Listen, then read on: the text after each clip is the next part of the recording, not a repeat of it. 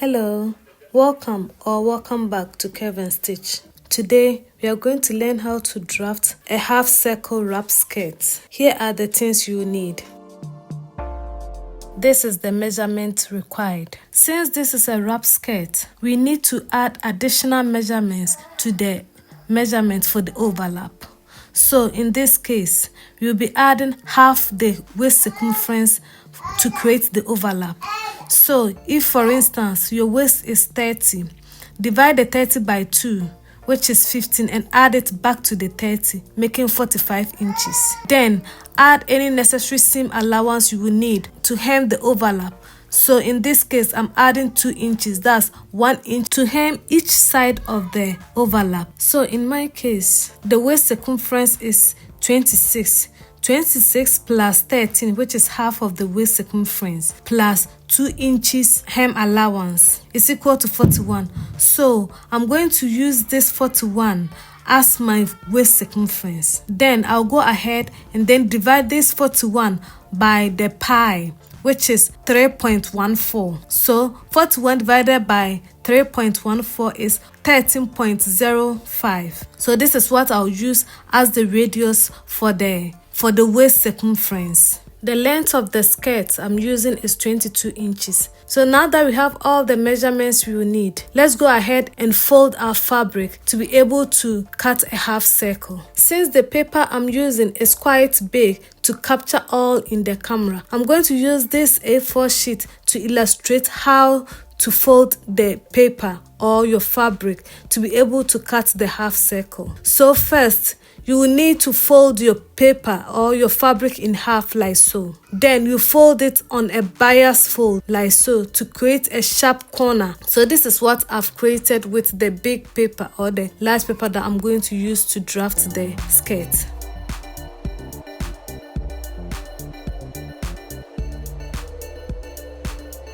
Now that we have our measurements and we have folded our sheet of paper, let's go ahead and start the drafting process. So first, we need to input our waist circumference measurement. Please make sure the folded paper you have or the folded fabric you have can accommodate waist radius plus skirt length plus any seam allowance you need at the hem of the skirt. In some instance, you would have to add additional fabric or paper to the bottom of the fold to be able to get the full length of the skirt. So go ahead and do all that before we start the drafting process. So now, measuring from the tip of the paper, I'll go ahead and then input the waist radius I had from the calculation, which in this case is 13.05. So I'll go ahead and then measure and mark 13.05 all around to create an arc for the waist of the skirt. Mark several points with this measurement.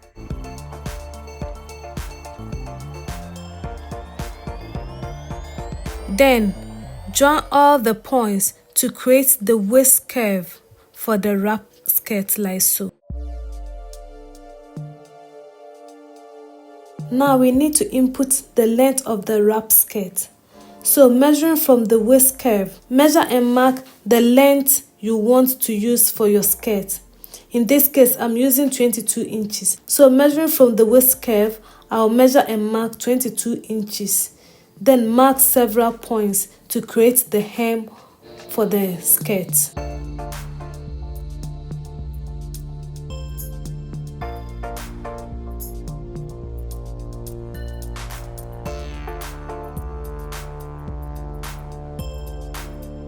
Join the points to create the hem for your wrap skirt. Now we need to add a hem folding allowance to the skirt. So measuring from the hem line, measure and mark the amount you want to use for your hem folding. So in this case, I'm using 1 inch. So I'll measure and mark 1 inch and mark several points to create the hem allowance for the wrap skirt. Go ahead and join all the points to create the hem allowance for the wrap skirt. Now on the waistline, you need to also add your seam allowance you need to join the waist to your waistband or belt. So in this case, I'm adding 1/2 inch seam allowance to the waist to be able to join my waistband without affecting the waist measurement.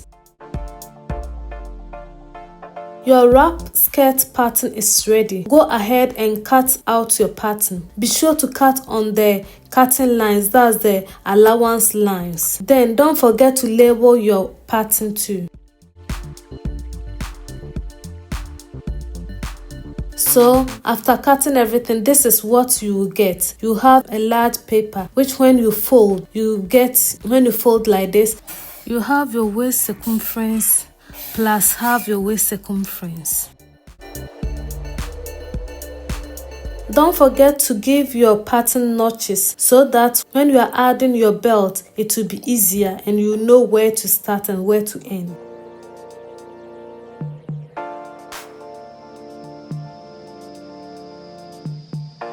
This is the extra inches we added to our measurement when we were calculating. So this is what we'll be folding for the hem. Like so, you'll be folding it like this. So this wouldn't be part of the measurement when you are measuring for your waist, because you'll be folding this to give you a clean finish. After the side seam allowance, measure half your waist circumference measurement. Then make a notch or fold from there to create the front part of your skirt. Then fold the remaining to get a wrap effect like so. So this is how you get your wrap effect. So you fold the first one, then you fold the other part. So you have 2 seam allowance. One that will be inside the skirt and then one that will be on the skirt. So this is what you have after folding everything.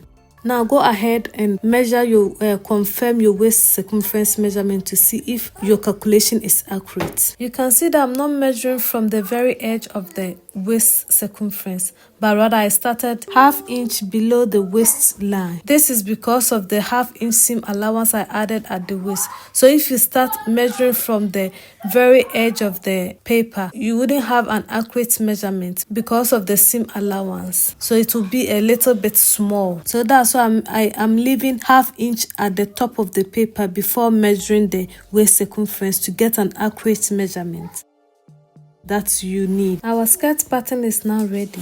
What is left now is our belt.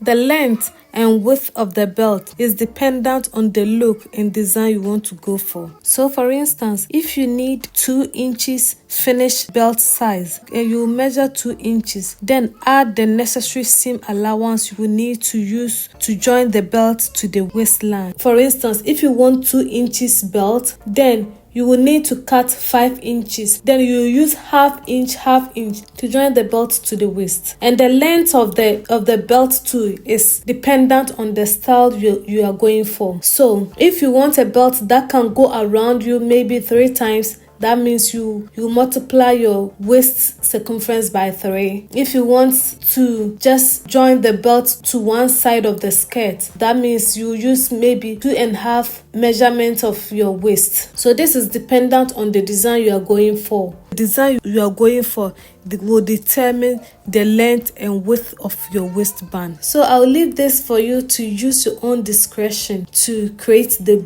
waistband for your wrap dress. So the lines I'm drawing now are the joining allowance or the seam allowance I'll use to join the waistband to the waistline of the wrap skirt. So this is how you go about the waistband. This is how you go about it, drafting it. Was this video helpful? If it was, please give it a thumbs up. Share with people who will be interested in this video. Subscribe to the channel if you haven't already. Until next time, bye bye for now.